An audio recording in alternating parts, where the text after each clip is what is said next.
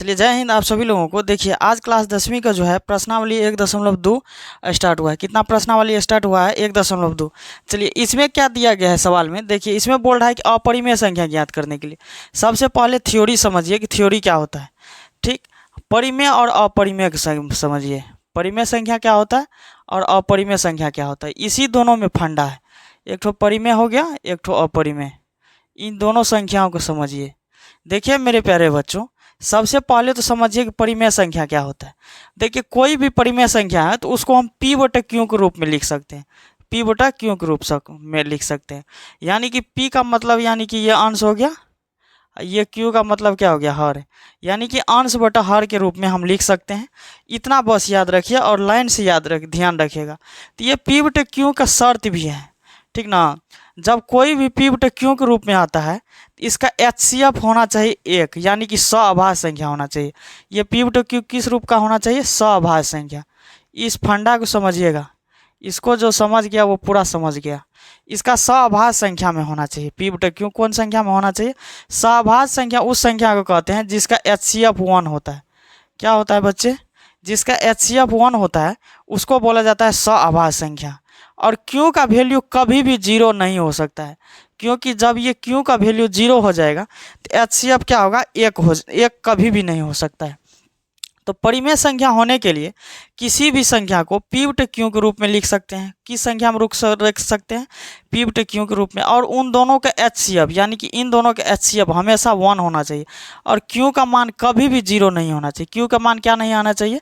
0 कभी भी नहीं आना चाहिए। तो इतना आना चाहिए परिमेय संख्या में। कौन संख्या में? परिमेय संख्या में इतना रहना चाहिए। ठीक, ये चीज़ जो आप समझ गए, ये कार्य सारा का सारा चीज़ किस चीज़ का है? परिमेय संख्या। और देखिए, अपरिमेय संख्या का मतलब होता है रूट के अंतर कोई भी संख्या पूरी क्या कहते हैं, वर्गमूल ना होकर के निकलता है, वो होता है अपरिमेय संख्या। जैसे √4 निकालिएगा तो उसका वर्गमूल आसानी से 2 हो जाएगा, तो वो अपरिमेय नहीं हुआ।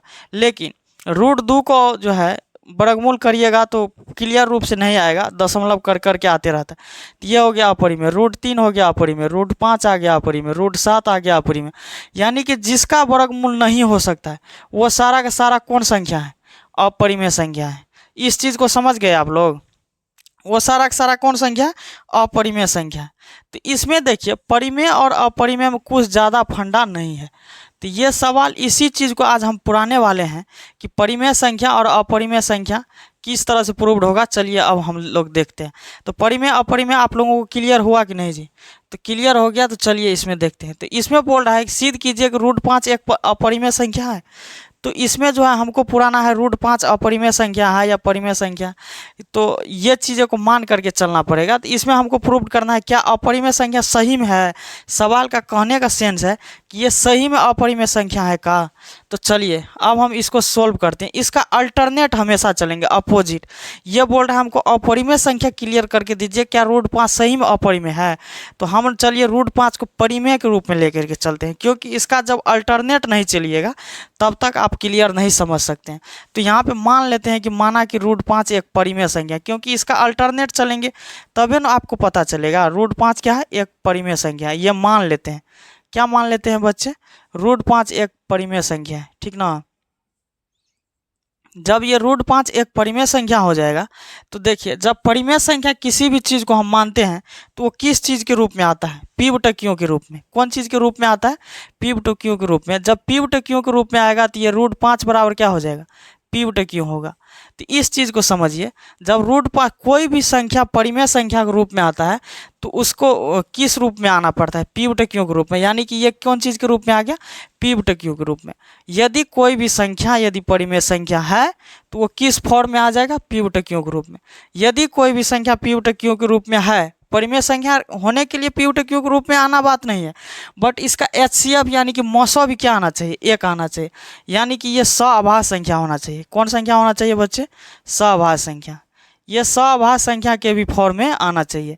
चलिए, जब ये सअभाज्य संख्या होगा तो इसका एचसीएफ क्या होना चाहिए? 1 होना चाहिए। चलिए ये भी मान लेते हैं। और क्यू का मान कभी भी जीवन में 0 नहीं आना चाहिए। इसका एचसीएफ भी 1 आना चाहिए और ये सअभाज्य संख्या के फॉर्म में भी आना चाहिए।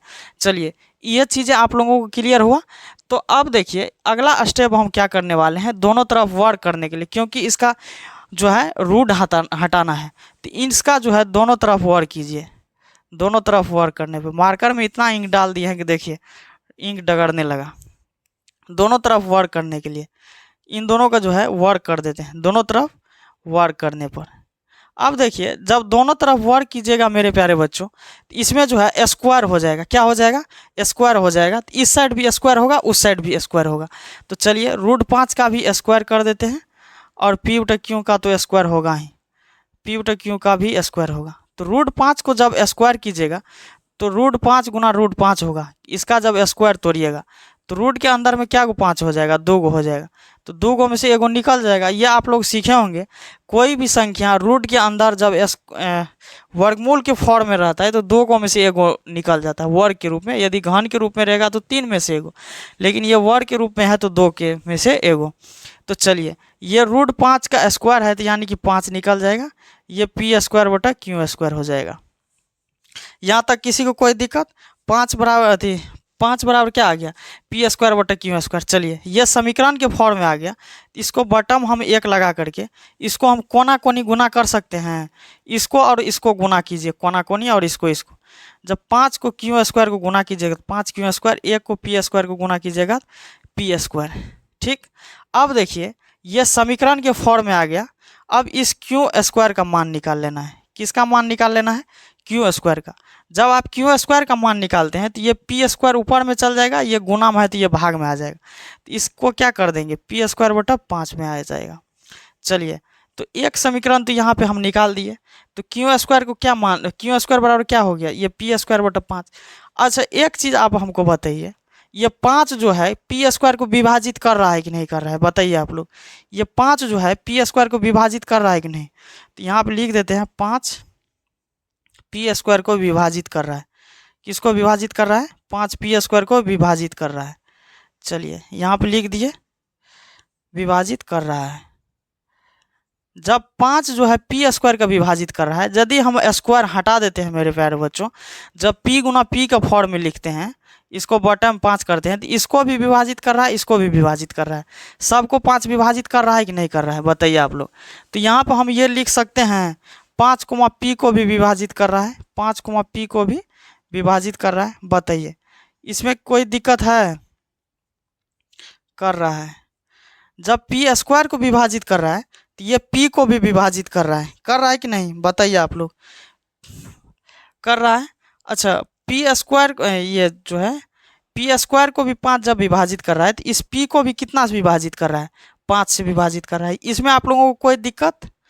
अब देखिए एक चीज़ आप लोगों को पता नहीं होगा कि यदि ये 5 विभाजित कर रहा है p² को, ठीक, तो कोई दिक्कत नहीं है, कर रहा है, लेकिन कितना मर्तबे से कर रहा है ये चीज़ नहीं होगा आपको पता, क्योंकि 5 विभाजित कर रहा है तो ये दिखाई दे रहा है। चलिए मान लेते हैं p को जो है 5 विभाजित कर रहा है, बट ये कितना से कर रहा है ये चीज़ कहाँ क्लियर हो रहा है? अभी तक नहीं हो रहा है। तो बताइए इसमें अब हमको मानना पड़ेगा कुछ कि नहीं मानना पड़ेगा? बताइए तो आप लोग, इसमें मानना पड़ेगा कि नहीं? इस जो p को जो है विभाजित कर रहा है 5, p को कौन कर रहा है? विभाजित 5 कर रहा है, बट यहाँ पे कितना मर्तबे से कर रहा है ये चीज़ें हमको क्लियर नहीं है, इसीलिए हम कुछ चीज़ मान लेते हैं। तो मान लेते हैं कि माना, इसको मान लीजिए 1, समीकरण क्या मान लीजिए? 1 मान लीजिए। माना p का मान क्या? 5 मान लेते हैं।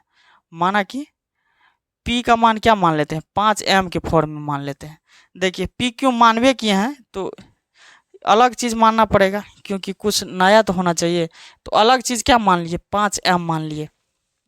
अब जो है समीकरण 1 में p का मान भर दीजिए। देखिए अब इस समीकरण 1 में किसका मान भर देंगे? p का मान भर दीजिए। यहाँ समीकरण 1 में किसका मान भर देंगे? p का मान भर दीजिए समीकरण 1 से। चलिए यहाँ पे समीकरण 1 से, इसमें देखिए समीकरण 1 क्या है? 5q² बराबर 5p² है ना। तो इस 5q² में तो कुछ नहीं भरना है, 5q² ही रहेगा। यहाँ पे देखिए p² है, क्या है? p²। तो p का मान हम क्या मान लिए हैं? 5m। तो इस p पे मान रखिए 5m का होल स्क्वायर।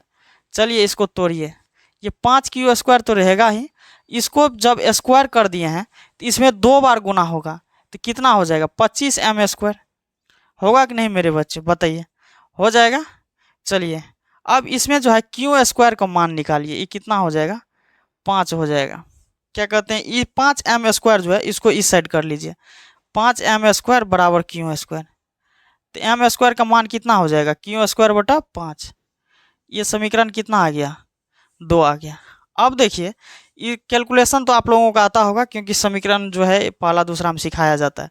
अब देखिए यहाँ पे मेरे बच्चे, ये जो है Q², ये जो है ना Q² 5 को विभाजित कर रहा है। चलिए सीधा करके लिख देते हैं, 5 Q² को विभाजित कर रहा है। किसको विभाजित कर रहा है, Q² को विभाजित कर रहा है। चलिए किसको विभाजित कर रहा है, Q² को। जब ये Q² को विभाजित करेगा तो Q को भी ये विभाजित करेगा। तो 5 Q को भी विभाजित कर रहा है। समझ में आया ये बात। अब देखिए ये दोनों चीज़ों को समझिए। अच्छा, कोई भी चीज़ यदि P² बटा 5 है, मान लीजिए P बटा 5 है और Q बटा 5 है, तो बताइए मेरे प्यारे बच्चों इसका HCF क्या होगा। P को भी 5 विभाजित कर रहा है और Q को भी 5 विभाजित कर रहा है। तो इन दोनों को जब 5 विभाजित कर रहा है तो इसका HCF आएगा कितना, बताइए। कितना को दिमाग में चल रहा होगा, दोनों को HCF कितना हो जाएगा, 1 हो जाएगा। बट ऐसा नहीं होगा, जब दोनों में भाग भी दीजिएगा ना, 5 से 5 में भाग, तो एक ही बार में कट जाएगा। तो HCF किसको देखता है, इसको नहीं। HCF ये होता है, यानी कि इसका HCF ये हो गया। यानी कि P को भी 5 काट रहा है, Q को भी 5 काट रहा है, P को भी 5 काट रहा है, Q को भी 5 काट रहा है। समीकरण 1 का कथन से देखिए आप लोग, 1 का कथन से देखिए, 5 जो है P² को काट रहा है, यानी कि P को काट रहा है, 5 Q² का काट रहा है, यानी कि Q को काट रहा है। तो P बटा 5 Q बटा 5 लिखे तो समीकरण 1 2 में कोई दर्द का बात नहीं है, दोनों में क्या है, वही चीज़ है, P बटा 5 Q बटा 5। तो समीकरण 1 जो है 5 काट रहा है P को, और समीकरण 2 में 5 काट रहा है Q को। तो P बटा 5 है, Q बटा 5 है, तो दोनों 5 5 को काट रहा है, तो HCF 5 होगा। क्योंकि जब दोनों को भाग दीजिएगा तो भागफल 1 होता है, HCF 5 बच जाता है। तो इसका HCF कितना होगा, 5 हो जाएगा। कितना हो जाएगा, HCF 5। लेकिन कोई भी परिमेय संख्या होने के लिए HCF कितना होना चाहिए, 1 होना चाहिए। लेकिन यहाँ रिजल्ट कितना दे रहा है, 5 दे रहा है, लेकिन आना चाहिए कितना, 1। जब 1 आएगा तब जो है परिमेय संख्या होगा। समझ में आ गया बात। यदि 1 नहीं आ रहा है, तो वो परिमेय संख्या नहीं होगा। इसका HCF कितना आ रहा है, 5 आ रहा है। HCF कितना आ रहा है, 5 आ रहा है। तो ये परिमेय संख्या होगा, बताइए। तो परिमेय संख्या नहीं हो सकता, क्योंकि HCF इसका 5 है। इसीलिए हम ये कह सकते हैं हमारा मानना गलत हुआ। हमारा मानना या कल्पना करना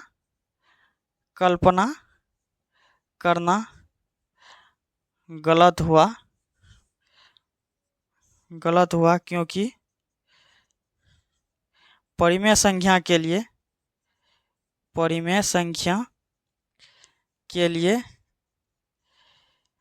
ये देखिए अपना मन से लिख सकते हैं, HCF 1 होना चाहिए।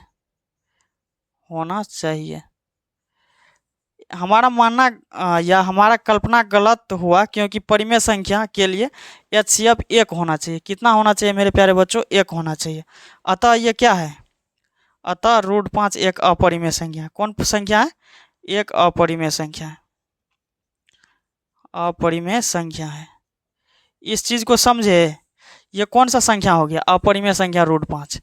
तो इसी आधार पे सारा का सारा सवाल बनेगा। जैसे √2 वाला हो गया, √3 वाला हो गया, √5 वाला तो आपको बताइए दिए हैं, जैसे √7 दे दे। इस टाइप का जितना भी सवाल है, सारा का सारा सवाल इसी आधार पे बना है।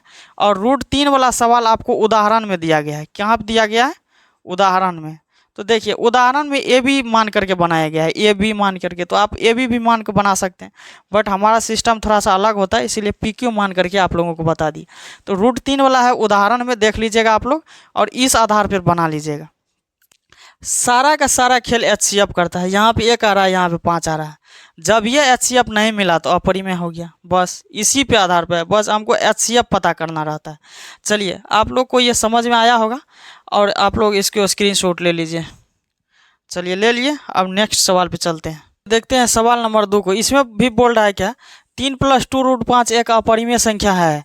चलिए इसको भी बोल रहा है पुराने के लिए अपरिमेय संख्या। तो इसमें मान लेते हैं, माना इसका भी अपोजिट में ही मानना पड़ेगा। माना कि 3 + 2√5 एक परिमेय संख्या है, अपोजिट मान लिए